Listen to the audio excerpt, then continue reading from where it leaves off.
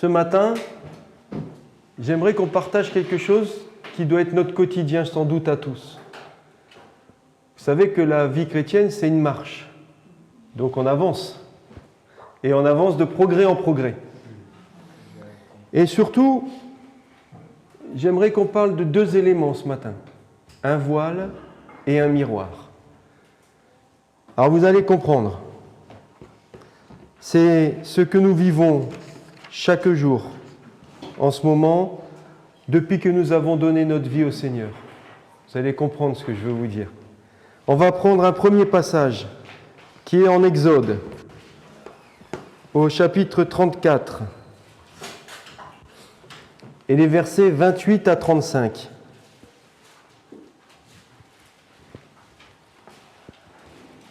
Exode 34, 28 à 35.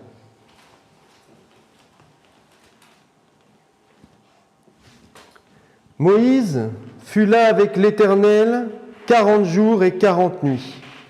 Il ne mangea point de pain et il ne but point d'eau, et l'Éternel écrivit sur les tables les paroles de l'Alliance, les 10 paroles. Ça, c'est pour le contexte. Moïse descendit de la montagne de Sinaï, ayant les 2 tables du témoignage dans sa main.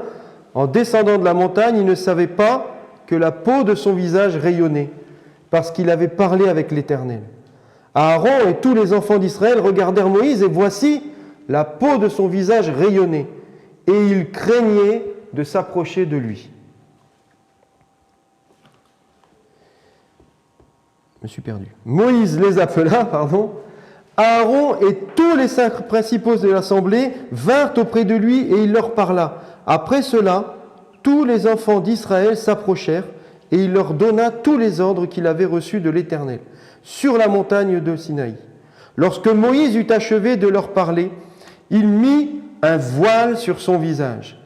Quand Moïse entrait devant l'Éternel pour lui parler, il ôtait le voile jusqu'à ce qu'il sortît. Et quand il sortait, il disait aux enfants d'Israël ce qui lui avait été ordonné. Les enfants d'Israël regardaient le visage de Moïse et voyaient que la peau de son visage rayonnait. Et Moïse remettait le voile sur son visage jusqu'à ce qu'il entrât pour parler avec l'Éternel.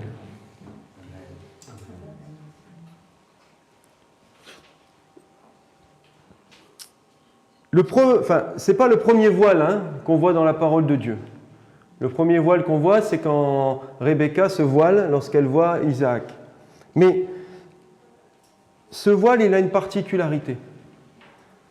Ce voile, c'est Moïse qui le met, mais je suis tenté de dire qu'on lui a demandé de cacher son visage. Parce que vous voyez qu'il est dit qu'il craignait de regarder son visage parce qu'il rayonnait. Et en fait, Moïse, il n'était pas au courant, lui. Lui, il descend de la montagne. Alors peut-être pas à cheval, mais avec l'étape de la loi, il vient de 40 jours de la présence de Dieu, il est bien, ça rayonne. Et il descend. Et là, il faut imaginer un peu, ça doit être quand même assez impressionnant. On voit descendre cet homme qui a passé, on a cru qu'il était mort d'ailleurs, 40 jours sur la montagne, sans eau, sans nourriture. Sans eau, sans nourriture. Il redescend et là, au lieu d'avoir un semi-cadavre, on a un homme rayonnant, tellement rayonnant qu'il fait peur. Et on voit une chose, c'est que ce n'est pas qu'un élément ponctuel. Il nous est dit qu'à chaque fois que Moïse entre dans la présence de Dieu, il ôte le voile. Devant Dieu, il n'y a pas de voile. Et puis quand il ressort, il remet le voile. Le voile, ce voile-là, il symbolise une séparation. Une séparation entre ce qui est divin, ce qui est de Dieu, et ce qui n'est pas de Dieu. Quand Moïse reçoit les paroles de Dieu, il est rayonnant et il est obligé de mettre ce voile, parce que les hommes qui l'entourent ne peuvent pas le supporter. Ils ne supportent pas cette lumière, cette rayonnance. C'est ce qu'on vit. Les hommes actuellement ne supportent plus la parole de Dieu, parce qu'elle brille, parce qu'elle leur fait mal aux yeux, parce qu'elle ouvre l'intelligence. C'est une séparation entre Dieu et sa présence et l'homme, qui lui est par nature pécheur. Et il faut un voile. D'ailleurs, dans le temple, tout de suite, qu'est-ce que Dieu va demander? De mettre une séparation, un voile. Et ce voile n'était impossible à traverser, sauf une fois par an pour apporter le sacrifice pour tout le peuple. Il y a un voile. Et cette notion de séparation qu'apporte le voile, elle perdure. On va lire un deuxième passage dans 2 Corinthiens 3, verset 12. 2 Corinthiens 3, verset 12. Et on va aller plus loin dans cette logique du voile. Je vous rassure, mes sœurs, on ne va pas parler du voile ce matin. Je vois déjà qu'après, ça peut faire peur. Je ne vais pas me lancer là-dedans. C'est pas le même voile, d'ailleurs. Là, on reparlerait plutôt de Rebecca, mais bref. 1 Corinthiens 13, ce merveilleux livre de l'amour. 13, j'ai dit quoi? Non, pardon. Oui, 2 Corinthiens, excusez-moi, c'est parce que je vais plus vite que la musique, là. 2 Corinthiens 3, tu as raison, Marilou, merci. Heureusement qu'elle suit, hein, Marilou. 2 Corinthiens 3, c'est parce qu'après on lira 1 Corinthiens 13. 2 Corinthiens 3, verset 12. Ayant donc cette espérance, nous usons d'une grande liberté et nous ne faisons pas comme Moïse, qui mettait un voile sur son visage pour que les fils d'Israël ne fixassent pas les regards sur la fin de ce qui était passager. Mais ils sont devenus durs d'entendement, car jusqu'à ce jour, le même voile demeure quand ils font la lecture de l'Ancien Testament, de la Torah, je préfère, et ils ne se lèvent pas parce que c'est en Christ qu'il disparaît. Jusqu'à ce jour, quand on lit Moïse, un voile est jeté sur leur cœur, mais lorsque les cœurs se convertissent au Seigneur, le voile est ôté. Or, le Seigneur, c'est l'Esprit.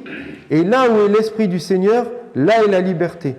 Nous tous, qui le visage découvert contemplons comme dans un miroir la gloire du Seigneur, nous sommes transformés en la même image, de gloire en gloire, comme par le Seigneur l'Esprit.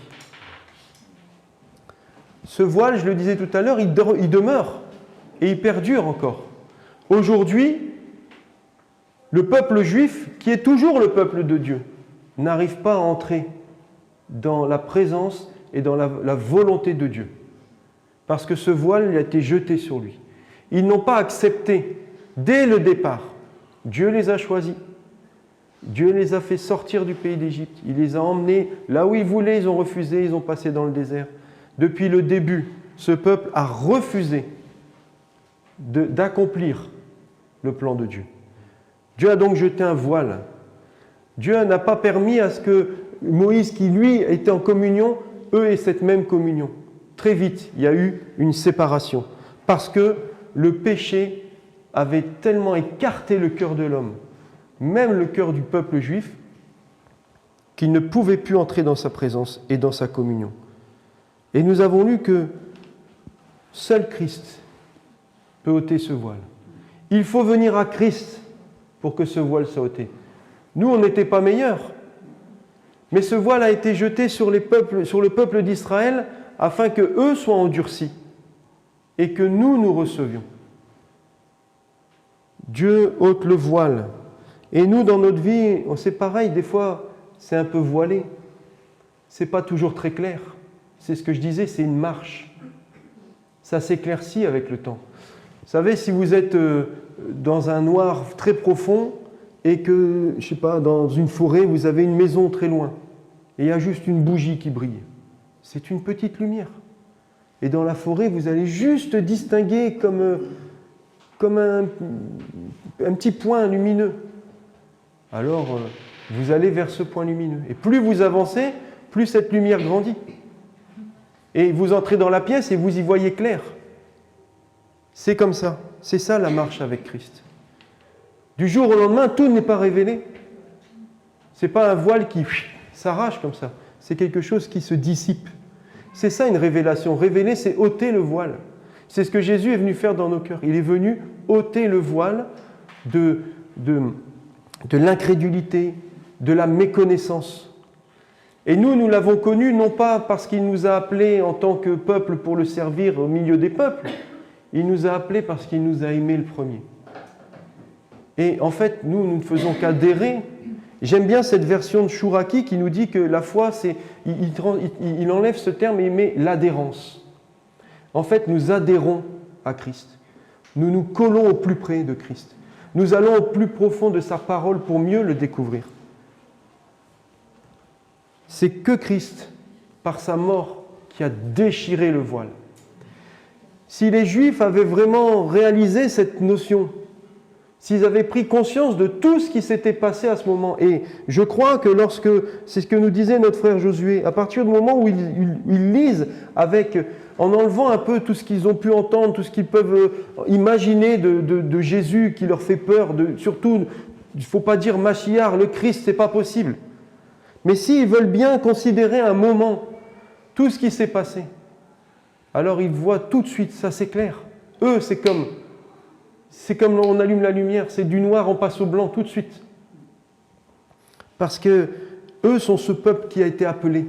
Donc eux, c'est, on va dire, instantané. C'est ce que Paul, c'est ce qui lui arrive. Il voit une grande lumière, et cette lumière, elle lui fait mal, elle l'aveugle. Pendant un temps, il a besoin d'être guidé. Et ensuite, c'est tout de suite, tout est clair. Il a tout compris. Paul, sa compréhension, nous, on avance doucement.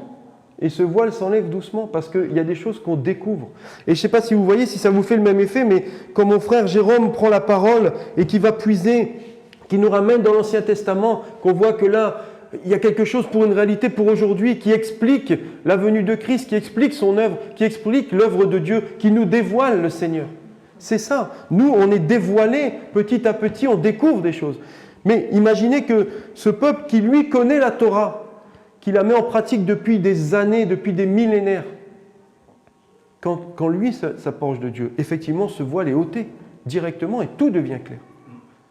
Alors, ça ne fait pas d'eux de super-hommes, ça ne fait pas nous de sous-hommes. Au contraire, Christ nous permet d'être ensemble.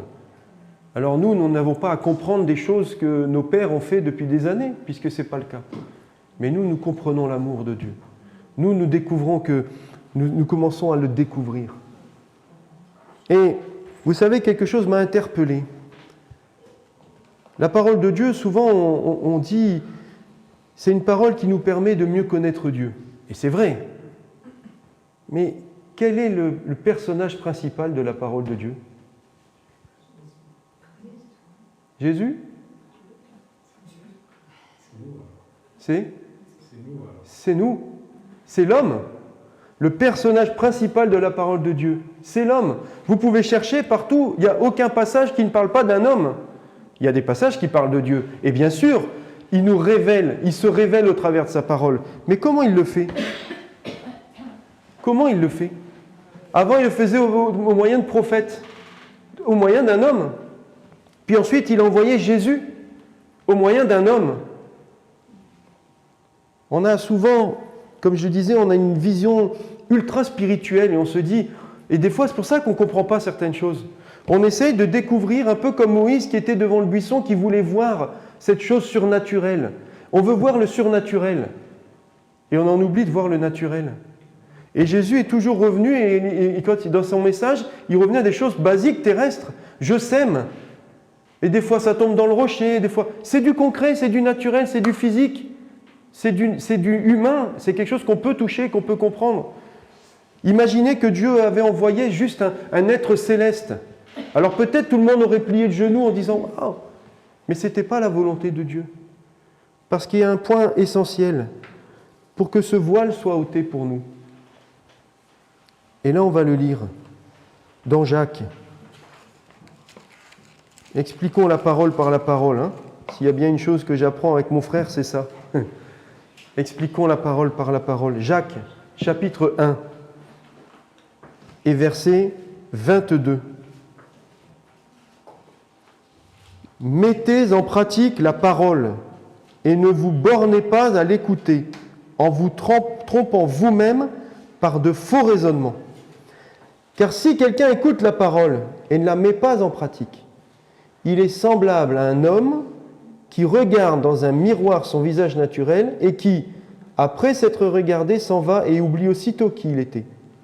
Mais celui qui aura plongé Il y a des traductions qui disent qu'il se sera penché quasiment jusqu'à tomber, entre guillemets, dans les Écritures, dans la loi parfaite, dans la Torah parfaite, la Torah de la liberté, et qui aura persévéré, n'étant pas un auditeur oublieux, mais se mettant à l'œuvre, celui-là sera heureux dans son activité.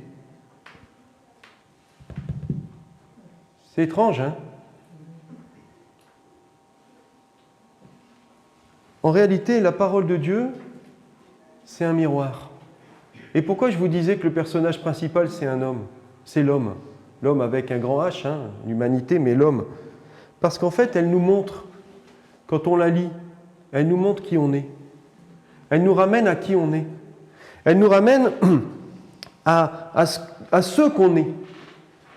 Et je ne vous dis pas d'aller chercher dans la parole de Dieu un personnage particulier auquel vous pourriez vous identifier. Ça peut arriver. Des fois, je suis bien Jonas. Le mauvais côté, vous savez, celui qui s'excite, qui s'énerve. Et puis qui dit, mais pourquoi? Je ne suis pas le seul, je sais. On a beaucoup de Jonas.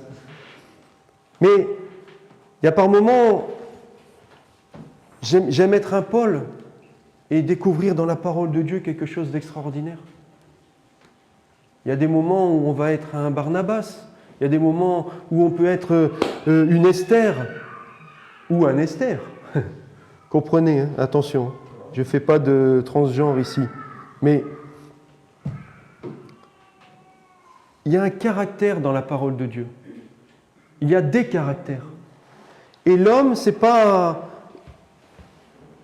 On va le lire. Genèse. On va aller plus loin. Avançons. Genèse, chapitre 1. Verset 26.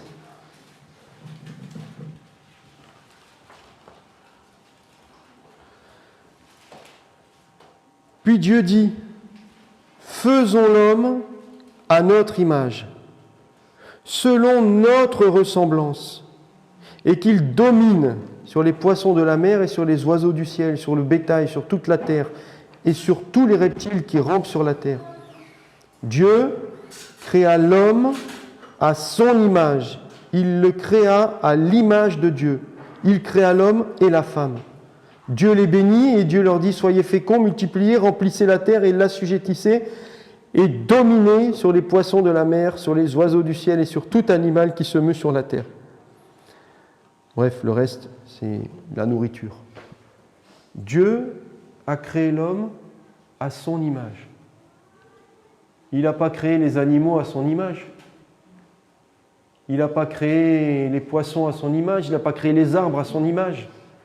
Il a créé l'homme à son image. L'homme a une particularité. C'est Dieu l'a créé, il l'a sorti de la terre, un peu comme les animaux. Mais il a soufflé son souffle de vie dans ses narines. Ça nous est dit au chapitre 4. Vous savez, c'est essentiel. Ça met fin à toute discussion sur le fait qu'on descende des singes. D'ailleurs, moi je suis basique. Pourquoi il n'y aurait que la moitié des singes qui auraient évolué?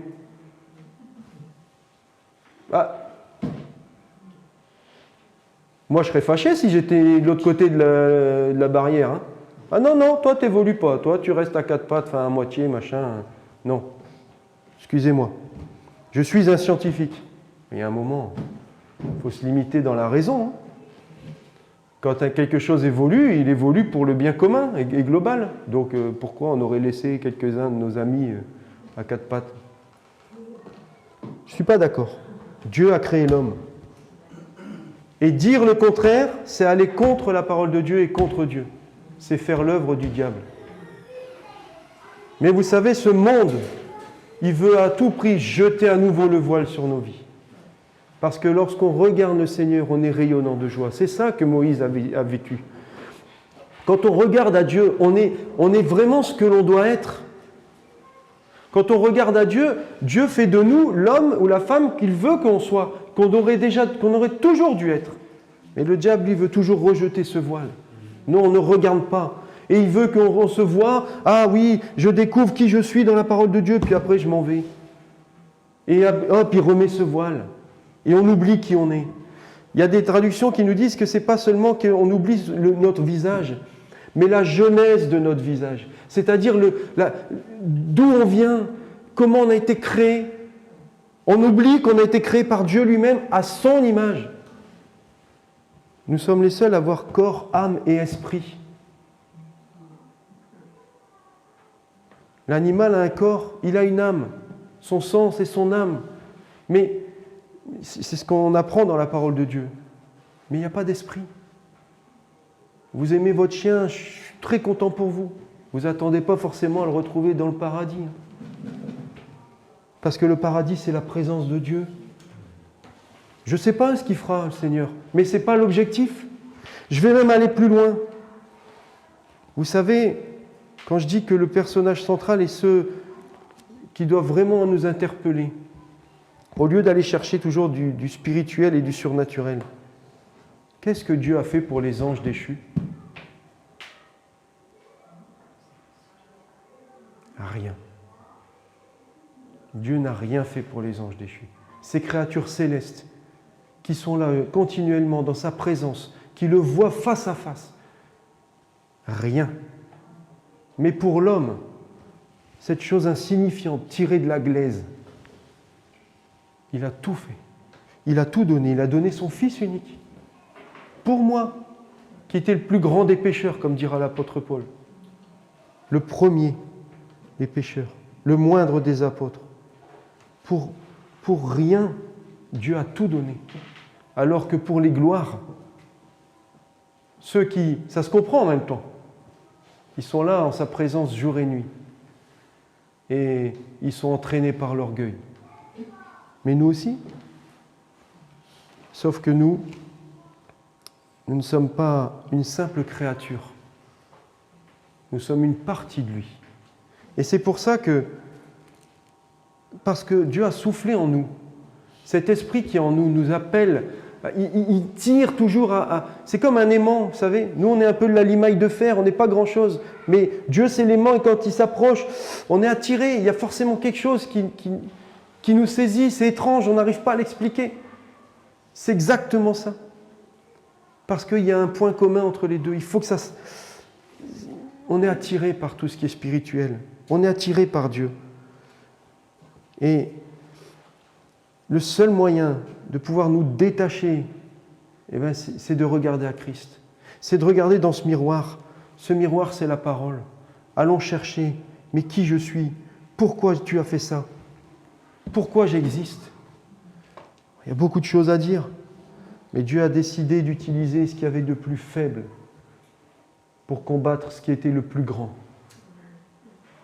Son plus grand ennemi, celui qui a voulu s'élever à sa place, le diable lui-même, Lucifer, l'ange de lumière, le plus beau des plus beaux, lui qui a voulu s'élever pour le combattre. Il ne va pas aller chercher la force et la puissance, il va aller chercher la faiblesse, ce qu'il y a de plus vil, de plus, vous voyez ce que je veux dire, de plus faible, de plus insignifiant. Et en créant l'homme, et en amenant une postérité qui est Jésus-Christ, qui se lève comme un rejeton, un ver. Mais lui, ce ver, il triomphe. Il triomphe de ce qui est plus grand, de ce qui est plus beau, de ce qui frappe les regards. Ça, c'est la gloire de Dieu. Ça, c'est ce que Dieu nous révèle. C'est ce qu'il dévoile. Et si on reprend l'image que nous sommes l'image de Dieu, que Dieu révèle au travers du miroir de sa parole. On n'a pas d'autre moyen. Le monde veut nous montrer, il veut montrer ce qu'est l'homme. Mais il ne sait pas lui-même. Vous voyez, on ne sait même plus maintenant. On ne sait plus ce qu'est un homme, ce qu'est une femme. Mais c'est pas ce que Dieu veut. Dieu a créé l'homme et la femme. Il les a créés et il les a bénis. Et ce monde veut nous montrer ce qu'est l'homme. Ah, mais vous savez, l'homme, ce n'est pas que la chair, ce n'est pas que le physique. Excusez-moi. J'ai un ADN qui est différent de celui du, je sais pas quoi moi, du rhinocéros. Je ne serai jamais un rhinocéros. Dieu a fait de moi, et si plus on va aller dans la science, c'est ça qui est le plus fou. C'est que plus on va dans la science, plus on va dans l'explication qui nous amène vers Dieu, où Dieu montre qu'on a tellement de différences avec le règne animal, on a tellement de différences, et puis il y a tellement de différences, il y a il y a plus de différences entre un homme et une femme qu'entre un immense homme blanc, tout maigrelet, un bon arien, un arien, pas un bon arien, un arien, vous voyez, ou je sais pas moi, un danois, vous voyez, le grand danois blond, plus blond que moi, bien grand et maigrelet, et puis un pygmée, vous savez, qui sont tout petits, ils sont noirs, mon frère. On pourrait dire, mais la différence est énorme. Il y a moins de différence entre ces deux hommes-là qu'entre un homme et une femme. Parce qu'il y a un chromosome entier qui est différent. La science nous montre ça. Elle nous montre que l'homme et le singe n'ont pas l'ADN pareil. Donc pourquoi, alors que même l'homme lui-même démontre les choses, il s'en va dans une théorie qui est totalement à côté? Parce que le diable jette un voile. Il ne veut pas nous faire comprendre les réalités qui sont pourtant basiques. Et la communauté scientifique, moi je ne les comprends pas. Moi, plus je suis allé dans le plus petit, vers l'atome et compagnie, plus j'ai vu la grandeur de Dieu. Et ces hommes, ils y voient des choses, en plus, ils n'arrivent pas à expliquer. Ah ben, je ne peux pas expliquer. Bon ben là, je m'arrête là, je ne peux plus. Mais tu ne peux pas, parce que tu n'as pas regardé le miroir. Voilà la réalité. Et Dieu veut nous ramener à son image. Il veut pas nous faire, il veut nous rappeler qu'on a un esprit qui lui est cher. C'est une partie de lui. Et c'est pour cet esprit, pour le récupérer, quelque part, qu'il a donné ce qu'il avait de plus cher. Que le sang de Jésus a coulé.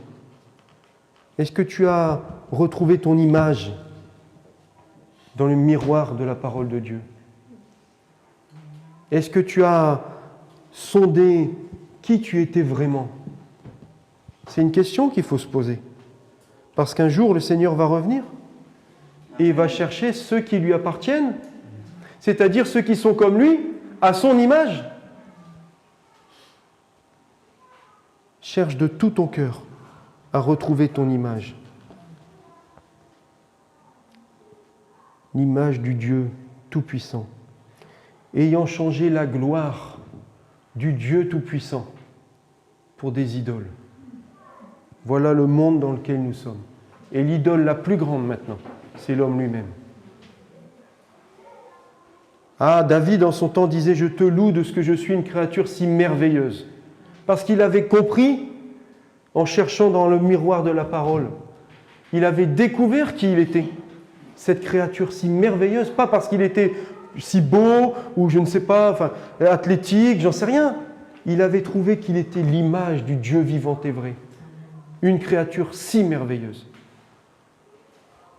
Il y a des créatures sur cette terre qui sont merveilleuses. C'est beau, un tigre du Bengale, je ne sais pas. C'est magnifique. Un dauphin. Oh, on s'extasie quand on est en mer et qu'on voit un dauphin. Mais en vérité, la plus belle des créatures, c'est nous. C'est vous. C'est toi, mon frère, c'est toi, ma sœur. Tu es la plus belle des créatures parce que tu as été créé à l'image du Dieu créateur. D'ailleurs, Dieu nous a donné cette faculté. Vous savez, quand Adam connut sa femme Ève, ils eurent un fils Caïn. Et elle dit, j'ai formé un homme avec l'aide de l'Éternel. J'ai formé, j'ai créé. On est créateur. On est créateur parce qu'on est capable aussi, non seulement donc de créer la vie, mais comme vous allez me dire, comme tout animal et même végétal, mais on est capable d'adapter. Et la création, c'est adapter quelque chose. En fait, c'est une transformation. On est les seuls sur cette planète à transformer les choses dans un but bien précis. Alors vous allez me dire, oui, on a déjà vu des singes prendre un bâton pour enlever 2-3 bananes d'un arbre. Bon, ça se limite là. On sait que la loutre va prendre un coquillage et puis un caillou. Je n'ai pas dit qu'ils ne sont pas intelligents. Mais elle n'a pas transformé un ouvre-coquillage, la loutre. Elle a pris un caillou qui était existant, elle tape dessus, voilà. Le singe, il prend un bâton et il a compris qu'avec ça, il pouvait faire tomber une banane. Ça va se limiter. Nous, qu'est-ce qu'on fait? On crée des machines qui, toutes seules, elles vont regarder, elles vont même voir si c'est mûr, les bananes. Hop, j'enlève. Voilà. La création, l'intelligence. Dieu veut que nous soyons comme ça, mais il veut que nous le soyons dans le bon sens. Pour lui. C'est pour lui. Et j'aimerais qu'on lise encore ce passage de 1 Corinthiens cette fois-ci. Comme je le disais, dans ce livre de l'amour au chapitre 13. Mais il y a quand même quelque chose qui est particulier. Dans ce passage qui nous montre à quel point, qui nous révèle la charité, l'amour, il y a un petit passage qui nous explique un peu mieux et qui va nous expliquer aussi comment on va grandir. Et ce n'est pas pour rien que c'est dans ce passage de l'amour. Jésus dira « Aimez-vous les uns les autres ». Quand on lui pose une question, on lui dira « Tu aimeras le Seigneur ton Dieu et tu aimeras ton prochain comme toi-même ». N'aimez pas en parole seulement. L'amour est central. Et dans ce passage qui est central, au verset 12, nous pouvons lire qu'aujourd'hui, nous voyons au moyen d'un miroir, d'une manière obscure. Mais alors nous verrons face à face. Aujourd'hui, je connais en partie, mais alors je connaîtrai comme j'ai été connu. Aujourd'hui, nous n'avons, j'ai envie de dire, que, comprenez ce que je veux dire, que la parole de Dieu. Nous, Jésus, nous ne l'avons pas vu marcher au milieu de nous, faire des miracles. Nous n'avons pas vu Moïse descendre avec la gloire rayonnante. Nous n'avons pas vu la mer se séparer. Il y a plein de choses que nous n'avons pas vues. Et je le dis à mon grand désespoir, il y a plein de miracles que je n'ai pas vus. Des choses que j'ai entendues, que j'ai lues, que je sais que mes pères ont vues, que je n'ai pas vues, que peut-être je ne verrai jamais, j'en sais rien. Mais aujourd'hui, nous voyons d'une manière obscure. Et peut-être que l'obscurité, elle est de plus en plus grande. Vous savez, maintenant, on fait des miroirs de plus en plus précis, ils sont de plus en plus beaux, presque on ne voit même plus que c'est un miroir. Mais ça n'aide pas l'homme à se connaître un peu mieux. Là, quand il parle d'un miroir, je ne sais pas si vous imaginez, ce n'est pas les miroirs qu'on a maintenant. C'est un peu comme du cuivre poli, on se voit, on distingue. Il faut penser à ça. C'est cette logique. On est dans une manière obscure. Et ça va s'obscurcir de plus en plus. La seule façon qu'on a de pouvoir tenir le cap, c'est de regarder plus profondément dans ce miroir. Comme je le disais, ceux qui se seront penchés à un tel point quasiment de tomber dans la révélation. Alors, il ne faut pas imaginer que c'est, encore une fois, quelque chose d'ultra surnaturel, spirituel, une lumière qui vous tombe dessus. Ça peut, hein? Dieu fait ce qu'il veut. Je ne vais pas vous dire que c'est ça ou pas ça. Mais ce n'est pas ce à quoi il faut s'attendre. Ce qu'il faut s'attendre et ce qu'il faut être sûr, c'est que plus je vais avancer dans la découverte de l'homme, de sa chute, de sa restauration, de ce que Dieu a prévu, de ce que Dieu a en réserve encore pour les temps à venir. Parce que là, tout ça, ça concerne l'histoire de l'homme. Mais ça nous amène à mieux comprendre l'histoire de la création et le plan de Dieu. Et demain, nous quitterons l'histoire de l'homme. Et certains nous ont précédés. Ils ont quitté l'histoire de l'homme et sont entrés dans le plan parfait de Dieu. Et ça, c'est ce qui doit nous tenir éveillés. C'est pas... Je sais qu'au milieu de nous, c'est pas comme ça. Mais la mort n'est pas une tristesse, puisqu'elle n'est pas une fin. Au contraire, c'est un début. C'est un début d'entrer enfin, après avoir découvert qui on était. Parce que sinon, c'est pas mieux. Mais c'est le moyen par lequel on entre pleinement dans la vie. C'est toute l'image du grain qui tombe en terre, qui meurt. Mais pour donner la vie, pour entrer dans son plan. Le royaume de Dieu est si merveilleux. Donc, je le disais, c'est une marche. Donc il y a encore beaucoup d'incompréhension. On a encore tellement de choses qu'on ne peut ni expliquer, ni comprendre, avec lesquelles on n'est même pas d'accord, ou qui nous dépassent. Mais petit à petit, on avance.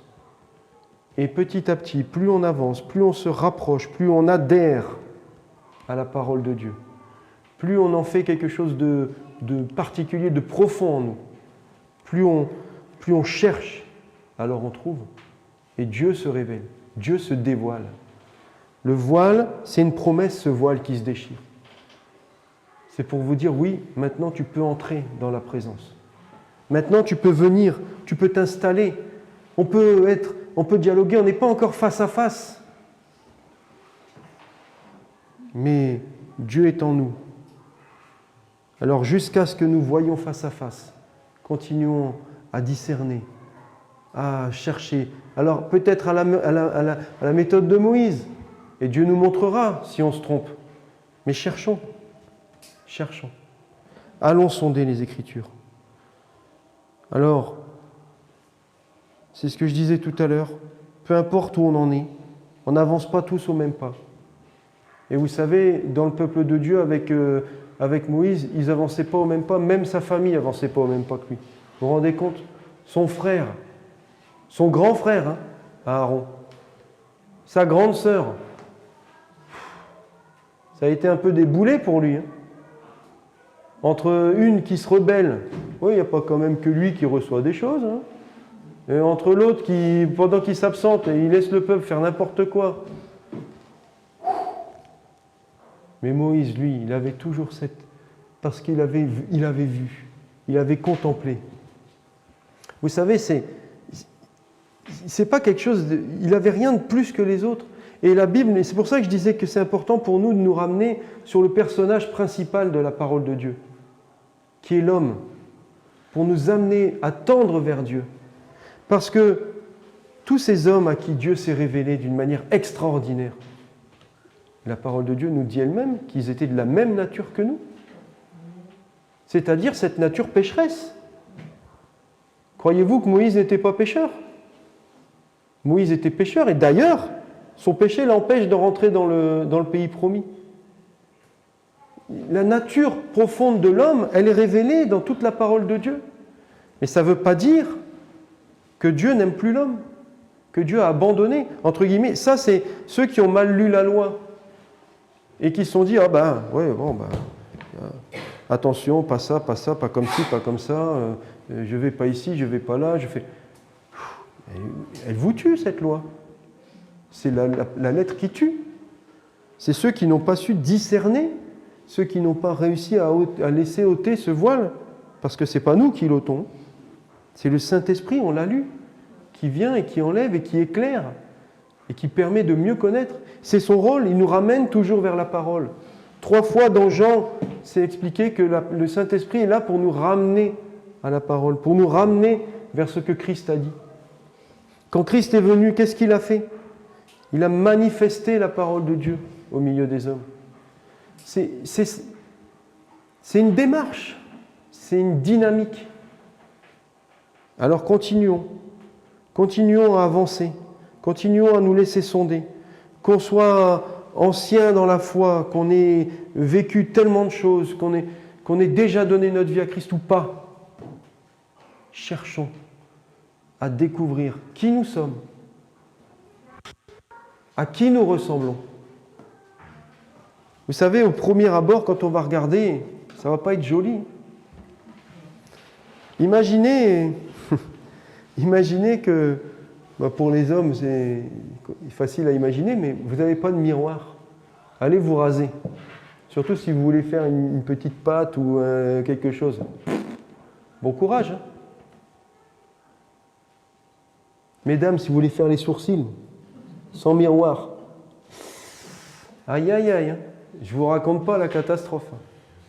Ouais. Ou alors, il faut tout enlever. Au moins, comme ça, il n'y a plus de soucis. Non. Le miroir est nécessaire. Et comme je le dis quelque part, c'est un embellissement, ce n'est pas physique, mais spirituel. On va s'embellir spirituellement.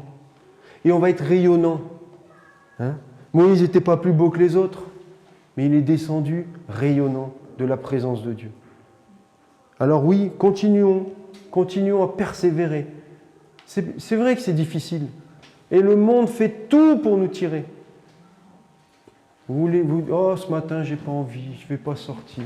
je vais allumer mon ordi, hein, je vais me faire un bon culte avec porte ouverte, gloire à Dieu. Mais tu t'es privé de la présence de la communion fraternelle. Tu t'es privé de la présence du Saint-Esprit qui passe là.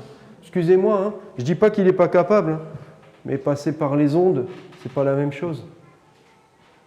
Alors c'est bien, ça permet à ceux qui n'ont pas moyen d'accéder. Il n'y a pas de souci, je ne suis pas en train de taper à fond sur la technologie, même si... Mais le jeudi, il est quand même mieux à prier tous ensemble que prier au téléphone ou devant une tablette, non? Il y a quelque chose d'extraordinaire dans le partage de la parole de Dieu. Et je le répète, Jésus a toujours ramené à du concret. Alors nous, allons pas partir dans de l'abstrait, du virtuel. Un peu, oui, s'il faut, oui. Mais ça ne doit pas être l'objectif. Ça ne doit pas être le but. Ça ne doit jamais être le but. Le but, ça doit être de nous aider à promouvoir la parole de Dieu. Et après, Dieu s'occupe du reste. Et soyons assurés, un jour, oui, Bonifacio aura son endroit où on pourra se réunir. Figari aura son endroit où on pourra se réunir. Solenza aura un endroit où on pourra se réunir. Et même dans les petits villages, j'ai foi que Dieu amènera des familles qui s'installeront partout. Vous savez, c'est une vision qu'on a eue quand on est arrivé à Mayotte. On est arrivé à Mayotte, on s'est dit, mais après tout, pourquoi il y a cette église qui est centralisée là, à ce point précis de l'île, qui n'est pas le plus facile d'accès et où les gens n'ont pas de moyens de locomotion. Et on s'est dit, ce qui serait bien, c'est qu'en fait, il y ait des chrétiens dans tous les villages, au moins un, et puis que chacun ouvre sa maison pour une réunion de prière. Ça a pris du temps. Mais quand on est reparti, et ce n'est pas nous qui l'avons mis en place, c'est la vision qu'on a eue, c'est Dieu qui a mis en place ces choses. Mais il y avait déjà 3-4 points dans l'île où les frères et sœurs ont ouvert leur maison. Et je pense que ce sont des bonnes choses. Alors, soyons sûrs que Dieu nous bénit dans notre petit local, que Dieu nous bénira dans notre grand local, hein, et que surtout, Dieu bénit la Corse, que Dieu bénit tous nos contemporains, parce que son désir, c'est de les attirer toujours, de se révéler, de dévoiler le mal et de dévoiler qui il est et ce qu'il veut. Que son nom soit béni. Amen. Notre Dieu et Père, nous te bénissons pour ta parole, parce que c'est vrai, elle est la lumière sur notre chemin. Elle est là, Seigneur, pour nous éclairer, pour nous guider. Je te bénis, Seigneur, parce que, Seigneur, malgré tout ce que ce monde peut en dire, tout ce que ce monde voudrait nous faire croire, tout ce que ce monde voudrait nous détourner de ta parole, toi, tel un aimant, Seigneur, tu nous attires à toi. Toi, Seigneur, parce que tu as ce cœur de Père, tu as ces bras d'amour qui sont ouverts, tu attires à toi ceux et celles qui te cherchent, ceux et celles, Seigneur, qui sont peut-être découragés, sans espoir. Va les chercher, Seigneur, là où ils sont et révèle-toi. Seigneur, au milieu de nous, à chacun de nous, révèle-toi davantage. Donne-nous davantage de ton Saint-Esprit. Nous l'avons chanté, nous voulons plus de toi, Jésus, parce que tu es tout notre trésor, tu es tout ce que nous désirons. Et c'est vrai que nous voulons laisser tout ce qui nous entoure, tout ce qui est à côté de nous, Seigneur, pour nous concentrer sur toi, sur ta parole. Merci de nous révéler qui nous sommes. Merci de révéler la noirceur de nos cœurs, de nos pensées, notre faiblesse, Seigneur, notre indignité. Mais merci de nous montrer qu'en Jésus-Christ, oui, tu as déchiré le voile. Oui, tu nous révèles la réalité d'un Dieu si merveilleux, de ce Père de gloire qui est maintenant mon Père. Combien je veux te louer, t'adorer, te remercier. Bénis encore ceux et celles, Seigneur, qui n'ont pas fait ce pas, qui ne se sont pas encore abandonnés à toi, qui n'ont pas accepté forcément l'image que leur renvoie ta parole, Seigneur. Continue ton œuvre et fais-les entrer, Seigneur, dans une autre dimension, celle d'une plus grande connaissance de toi, celle de ton amour, celle de ton plan glorieux. À toi soit toute la gloire, notre Dieu. Bénis encore ton Église, bénis cette assemblée. Fais de nous, Seigneur, des petites lumières, Seigneur, pour refléter qui tu es, de petits miroirs, Seigneur, pour manifester l'image du Dieu vivant au milieu de nous, et qu'à ton nom seul soit toute la gloire, dans le nom de Jésus-Christ, ton Fils. Amen. Amen.